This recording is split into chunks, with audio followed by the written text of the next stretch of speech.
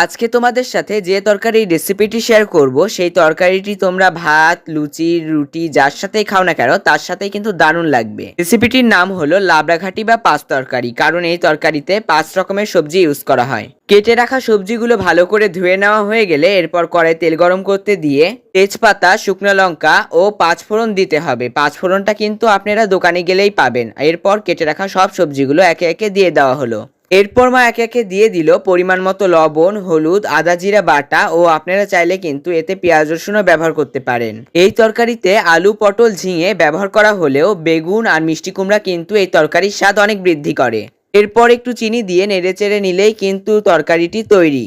একজন আমাদেরকে কমেন্ট করেছে, লুচি কি দিয়ে খাবো, তরকারির রেসিপিটা দাও। আজকে কিন্তু তোমাদের সাথে এই তরকারির রেসিপিটাই শেয়ার করলাম। লুচি দিয়ে এই লাবড়াঘাটিটা খেতে কিন্তু খুবই ভালো লাগে। তোমরাও কিন্তু একবার বাসায় ট্রাই করতে পারো। তোমাদের সাথে দেখা হবে নেক্সট ব্লগে। বাই।